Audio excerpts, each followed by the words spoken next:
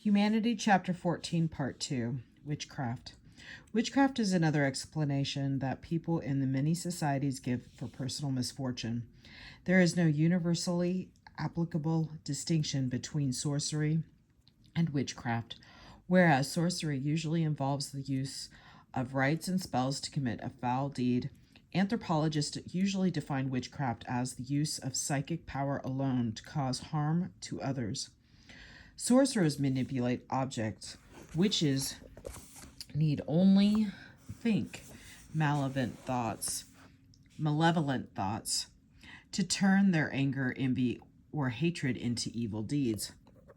Many cultures believe in the existence of both kinds of malevolent power, so sorcery and witchcraft are often found among the same people.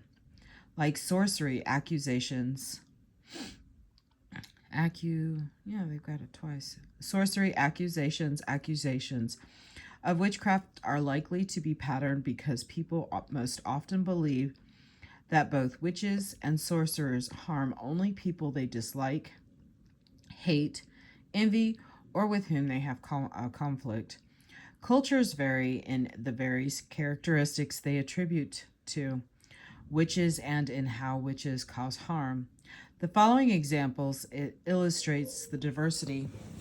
The Navajo of the American Southwest associate witches with worst imaginable sins. Witches commit incest, bestiality, sex with animals, and necrophilia, sex with corpses. They change themselves into animals, they cannibalize infants, and so on. The Nayaks Yusa of Tanzania hold that witches are motivated mainly by their lust for food. Accordingly, they suck dry the udders of people's cattle and devour their internal organs of their human neighbors while they sleep. The Azanda of South Sudan believe witches possess an inherited substance that leaves their bodies at night and gradually eats away at the flesh and internal organs of their victims. Witches, as well as their victims, are considered unfortunate because the Azande believe a person can be a witch without even knowing it. Witches can do nothing to rid themselves permanently of their power, although they can be forced to stop bewitching some particular individual by overcoming their bad feelings against their victim. The Ababayo of Nigeria believe witches operate by removing the spiritual soul of their enemies and placing it in an animal. This makes the victim sick, and the person dies when the witches slaughter and consume the animal. Sometimes Ababayo witches decide to torture rather than kill a person. In that case, they remove the victim's soul and put it in water or hang it over a fireplace or flog. In the evenings, the afflicted person will remain sick until the witches get what they want out of him or her. The Lugbara, a people of Uganda, claim that witches, who are always men, walk around at night disguised as rats or other nocturnal animals. Sometimes they defecate blood around the households of their victims, who wake up sick the next morning. The Jabusi of Papua New Guinea blame all illnesses on witchcraft. The Jabusi attacked and killed so many persons whom they identified as witches that nearly 1/3 of all deaths among them resulted from the revenge against witches. Someone who does not share these beliefs probably thinks they are logically outrageous. No one's soul leaves his or her body at night to covert with other witches. For example, it might seem that these beliefs are socially harmful as well. As with the Jubezi, exemplify beliefs about witchcraft, fear of witchcraft, and accusations of witchcraft lead to conflict and aggression among a people. Finally, the punishment that many suspected and proven witches receive our notions of social practice, as we know from the witch hunts of European and American history. The truly innocent victims of witchcraft are often the accused witches who sometimes are cruelly executed for crimes they could not have committed. Interpretations of sorcery and witchcraft. Given the harmful effects and social injustices that frequently result from imagined sources and witches, why do so many of the world's people think that some or all of their misfortunes are caused by the supernatural powers of their enemies? Many answers have been offered to such questions in line with the overall theoretical approaches discussed earlier. The answers fall into two categories, cognitive and social. For simplicity in the following discussions, we use the term witchcraft to refer to both witchcraft and sorcery because the ideas presented have been applied to both kinds of beliefs. Cognitive interpretations. The most influential cognitive interpretation is that witchcraft explains unfortunate events. Most people find the idea of coincidence or accident intellectually unsatisfying. With some misfortune happens to them or their loved ones, so they search for other causes. Their logic is something like this: I have enemies who wish me harm, and harm just came to me, so my enemies are responsible. The best known example of how people account for misfortune by witchcraft is the Azandi of Africa. Azandi attribute prolonged serious illnesses, and many other personal misfortunes to witchcraft. Ethnographer E. Evans Pritchard, 1976, page 18, describes their beliefs. Witchcraft is ubiquitous. There is no niche or corner of Zandi culture into which it does not, twist itself. If blight seizes the groundnut crop, it is witchcraft. If the blush is vainly scoured for game, it is witchcraft. If women laboriously bail water out of a pool and are rewarded by it but a few small fish, it is witchcraft. If a wife is sulky and unresponsive to her husband, it is witchcraft. If a prince is cold and distant with his subject, it is witchcraft. If a magical rite fails to achieve its purpose, it is witchcraft.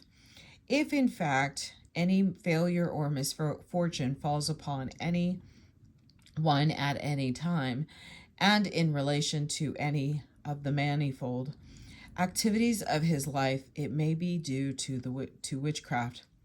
This does not mean that the Azandi are ignorant of cause and effect, and therefore attribute every misfortune to some witch who is out to get them. When a man seeks shelter in a granary and its roof falls and injures him, he blames witchcraft.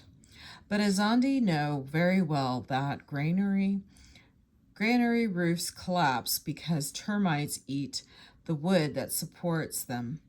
They do not attribute the collapse of granaries in general to witchcraft.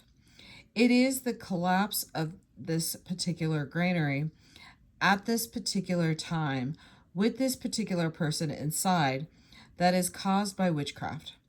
Don't granaries sometimes fall when no one is sitting inside them? And don't people often relax in granaries without the roof falling? It is coincidence between the collapse and the persistence of a particular person, a coincidence that many other peoples consider bad luck. That Azandi explained by witchcraft. Another cognitive benefit is that witches serve as scapegoats. When things are going poorly, people do not always know why. Witchcraft provides an explanation. It also provides people with a means to do something about the situation. Identify, accuse, and punish the witch responsible if as it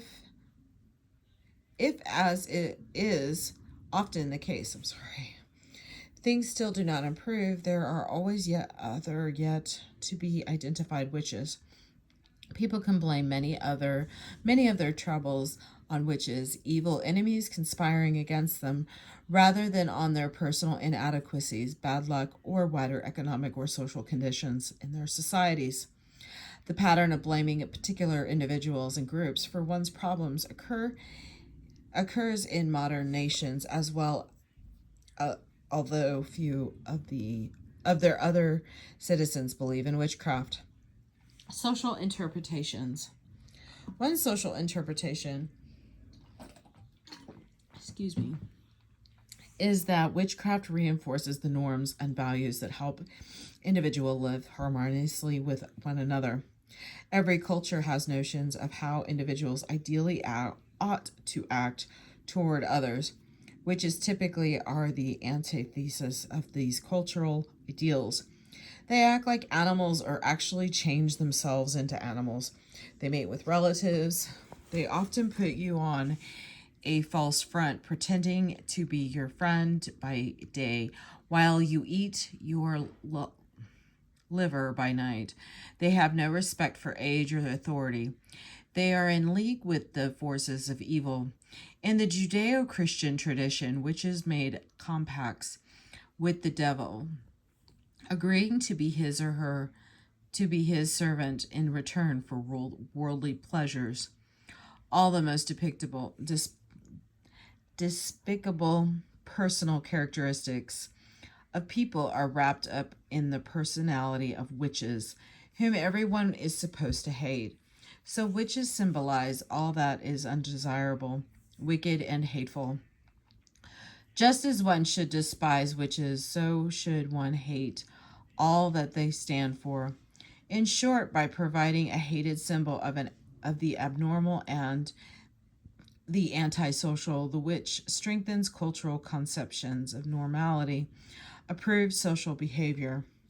Another interception is that witchcraft beliefs serve as a mechanism of social control. This might work in two ways. First, many people believe in the existence of witchcraft but do not know which specific members of their community are witches. This leads individuals to be careful not to make anyone angry. After all, the offended party might be a witch. Second, individuals who fail to conform to local norms of behavior are most likely to be suspected and accused of being witches. People who are always mad at somebody, who carry grudges for prolonged periods, who always seem envious and resentful of the success of others, who have achieved wealth but selfishly refuse to share it in the culturally accepted manner. Such violators of these and other normative standards frequently are believed to be the likely perpetrators of witchcraft. Fear of being accused and punished presumably increased adherence to the norms and ideals of behavior. Probably most readers deny that they believe in the sorcery of witchcraft. Those who do believe might have Wicca or paganism in mind, which obviously is different from the way we have used witchcraft and sorcery to refer to supernatural powers employed for harmful antisocial purposes. Of course, we could broaden our definitions of sorcery and witchcraft to include Wicca and paganism. By removing the antisocial elements, then Wicca becomes almost the same as magic, as anthropologists usually use the term. Or we could change the definition in another way. We could remove the part of the definition that refers to supernatural powers, then sorcery and witchcraft would be defined as beliefs. The beliefs that unknown persons harm others using techniques that cannot be demonstrated to be real, that are not observable, or that do not actually exist. In the United States in the 1950s, St. Joseph McCarthy played on people's fears when he claimed, with no evidence, that the U.S. government and Hollywood had communist infiltrators dedicated to overturning all that Americans hold dear. In the 1980s and 1990s, various supremacists blamed certain political factions and minorities for social and economic problems and what they believed to be the degeneration of their nation's values. Perhaps this is happening again today, although we might call them this. Will there be more witch hunts in the 21st century? Varieties of religious organization. As we know from earlier chapters in comparing cultures, anthropologists develop classifications based on differences and similarities. By their nature, classifications are simplifications of the real world. Those that anthropologists use to describe and understand religious diversity are no exceptions. Classifications must be broad to show contrast, but that same broadness necessarily ignores most details. As humanistic anthropologists remind us, by categorizing diverse human religions into only a few forms or types, we oversimplify and distort. In previous chapters, we defined categories like nomadic, pastoralism, balanced reciprocity, chiefdoms, and ranked societies, and then used particular peoples and cultures as examples of the type of form. In other words, often we described particular cultures to illustrate or exemplify some general category. We mention this because some humanistically inclined anthropologists, see Chapter 5, are critical of classification in general. They tend to believe that each culture has so many unique particularities that shoving it into a comparative framework deserves its members and distorts their culture. As we've seen when researching and discussing other cultures, anthropologists critique cultural construction about race, kinship, gender, and the like. But anthropologists use constructions ourselves when we make comparisons and contrasts. That is, we have our own constructions that we use to understand other cultures.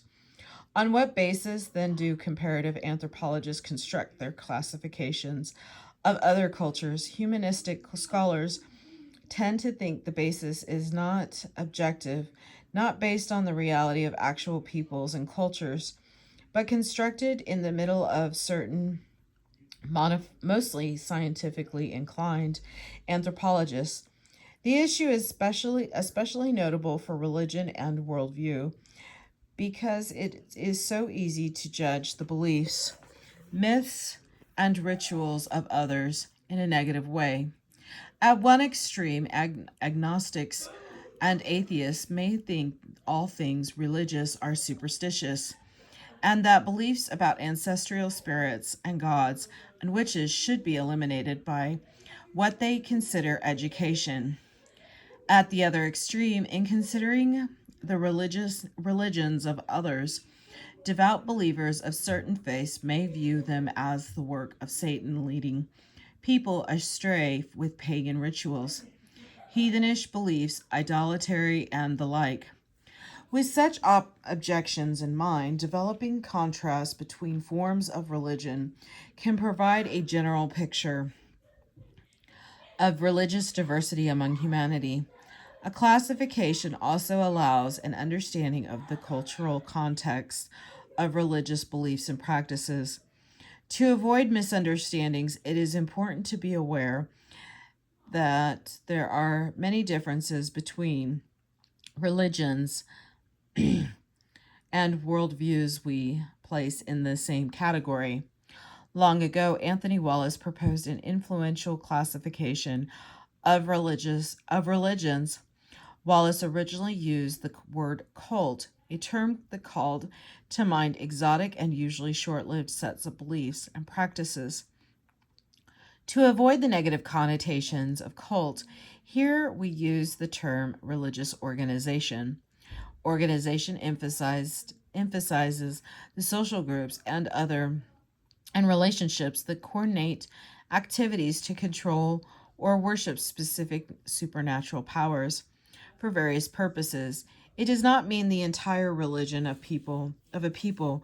Rather, a people's total religion includes many different kinds of organizations devoted to different purposes like curing illness, controlling weather, worshiping gods, hunting animals, divining the future, renewing nature, protecting people from enemies, saving souls, and keeping ancestral spirits happy.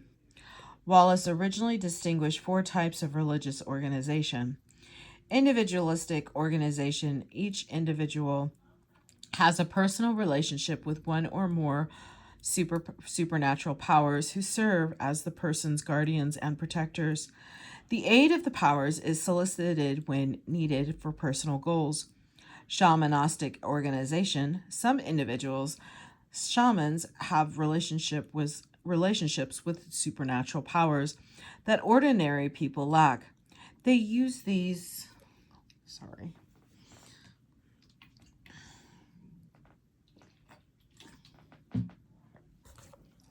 Sorry about that. And the pages are sticking together. Sorry about that.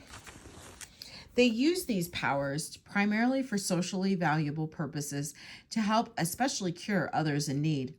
They may also act on behalf of their band or village to cause supernatural harm to the group's enemies. Usually, shamans organize and direct crisis rituals. Communal organization: the members of particular groups gather periodically to perform rituals believed to benefit the group as a whole. There are no full-time religious specialists, as it is also true of individualistic and shamanistic cults. Usually, leaders who control and direct the rituals are elders or respected members of the group on whose behalf the rituals are performed. Ecclesiastical organization: some societies have full-time religious practitioners who form a religious bureaucracy. The actual practice of religion is managed or carried out by formal, specialized officials, priests who perform mainly calendrical rituals, usually in large temples. Here's the vocabulary word. Temples dedicated to religious purposes or deities. This organization is found mainly in complex societies which supports the priest through taxation or redistributive tribute. See chapters 8 and 12. The concept review provides a brief overview of these forms of religious organization. So defined, the religious organizations are not randomly distributed among the world's peoples. Rather, they occur in a rough evolutionary sequence, most notably in many foraging bands and horticultural tribes such as the Inuit, Johansi, and Yanomamo.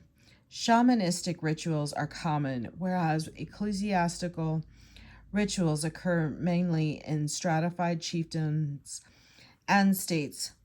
Be aware, though, that the evolutionary matching of kinds of religions with kinds of economic and political organizations is rough and general. Despite complications, there is a general pattern. The religions of hunter-gatherer bands differ generally and significantly from those of complex chiefdoms and states, because one of our major points is that religious beliefs, myths, and rituals are embedded in the context of a people's entire cultural system. We also discuss how they relate to economic and political organization. Here's the concept review. I'll try and get as close as I can. So there we go. If you want to take notes on that.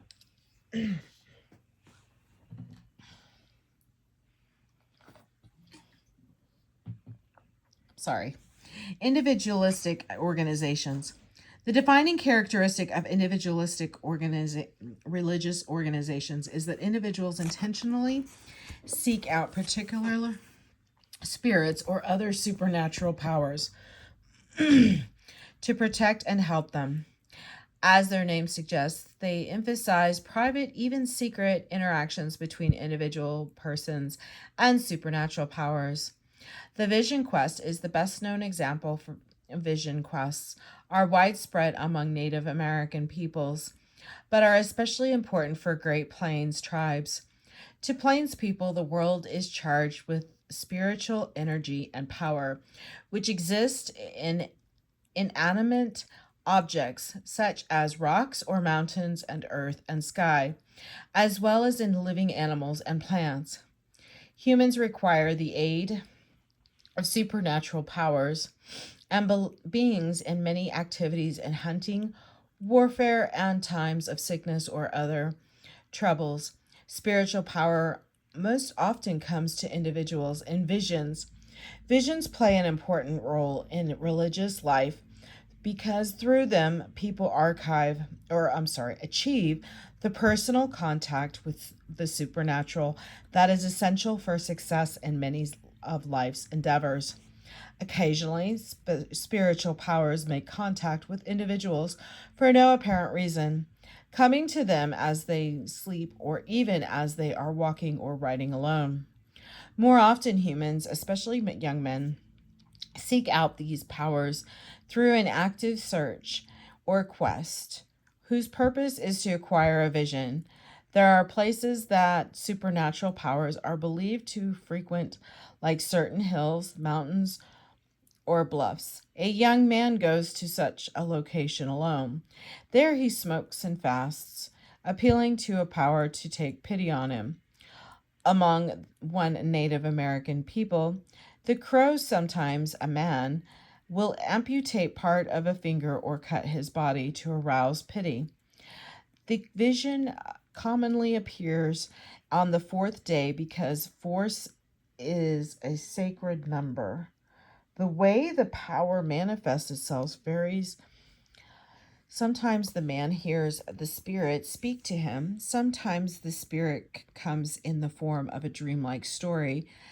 In other instances, it simply materializes before his eyes, taking the form of a bear, bison, eagle, or some other large animal. Sometimes small animals like rabbits, field mice, and dogs also appear. The power tells the man how it will help him. It might give him the ability to predict the future, locate enemies, find game, become a powerful warrior, or cure illness. It tells him the things he will have to do to keep his power, what songs to sing, how to paint his war shield, how to wear his hair, and so forth. It also tells the man things he cannot do. For example, if the power comes from an eagle, the man might be prohibited from killing his brother. The eagle, as long as the man continues to behave in the prescribed manner, the power will be his supernatural protector or guardian spirit. Though the man acquires special powers other men do not have. Excuse me.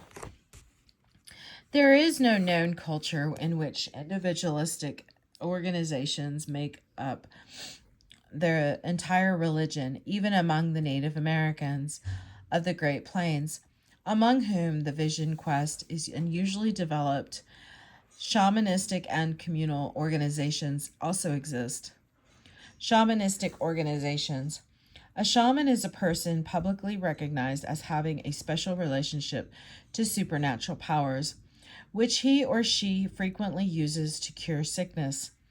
In many societies, especially among foraging peoples, shamans are the only role that exists in the religious organization. That is, they have abilities not available to ordinary people. Usually, shamans are not full-time specialists. Rather, they assume the role of shaman only when their services are needed. usually in return for a gift or fee. The rest of the time, they live much like everyone else. People commonly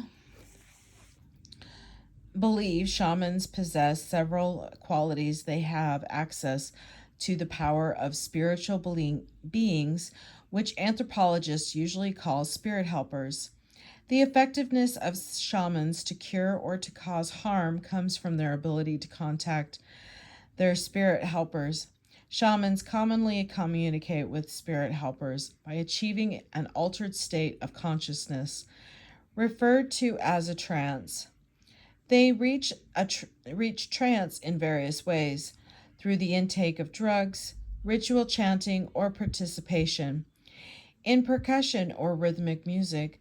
The Tongas, the northeastern Asian people from whom which English acquired the word shaman, use tambourines and drums to achieve the trance in which they journey to the spirit world to discover the cause of the illness.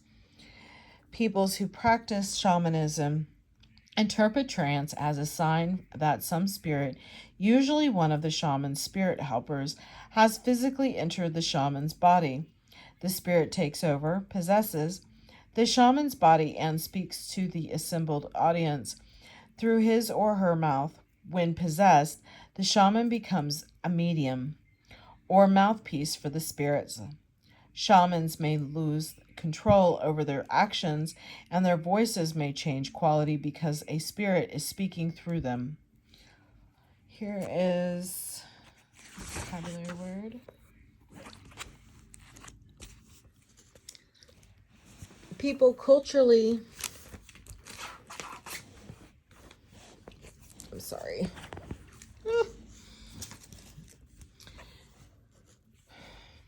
People culturally interpret the unusual behavior and strange voice as evidence of genuine possession and as a sign of a shaman's power. The way a person becomes a shaman varies from people to people, for the detail of the role are defined by local cultures.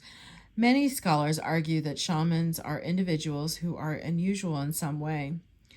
They hear voices, parts of their bodies tremble uncontrollably, they dress or act in strange ways, and so forth.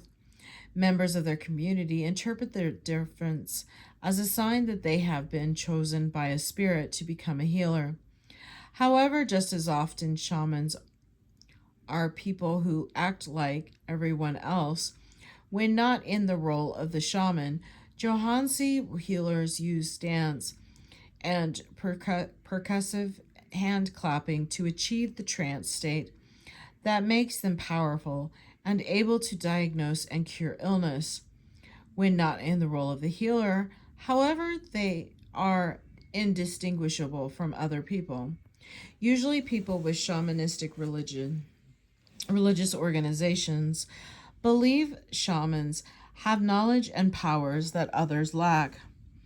Depending on local culture, shamans acquire knowledge and powers in three major ways. In some cultures, they undergo a period of special training as an apprentice to an experienced shaman who teaches the novice chants and songs. Among the Navajo of the American Southwest, medicine men are educated for years. They learn the chants, how to arrange ritually powerful objects at the ceremony, and the complex sand paintings necessary to cure people. Among other peoples, shamans must endure difficult deprivations such as prolonged fasting, the consumption of foods culturally considered disgusting, or years of sexual abstinence. In still other cultures, shamans are individuals who have experienced some unusual event. For example, they may have miraculously recovered from a serious illness or injury, or they claim to have had an unusual dream or vision in which some spirit called them to be its mouthpiece.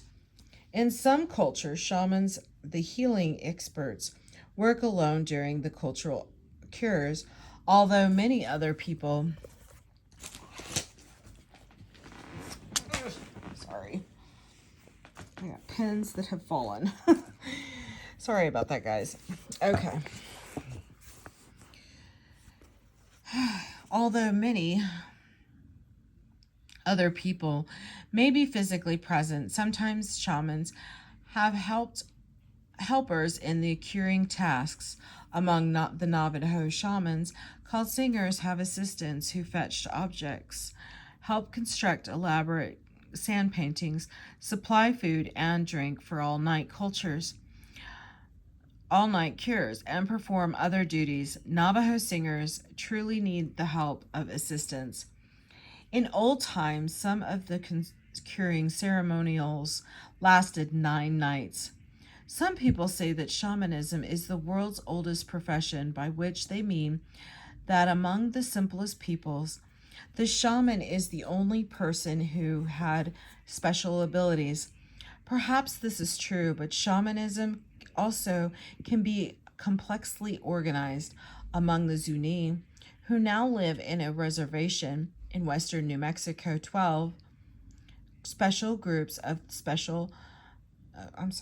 12 special groups of people, sometimes translated into English as medicine societies, are reorganized as knowledgeable about curing. Different medicine societies know the secret techniques for curing various illnesses.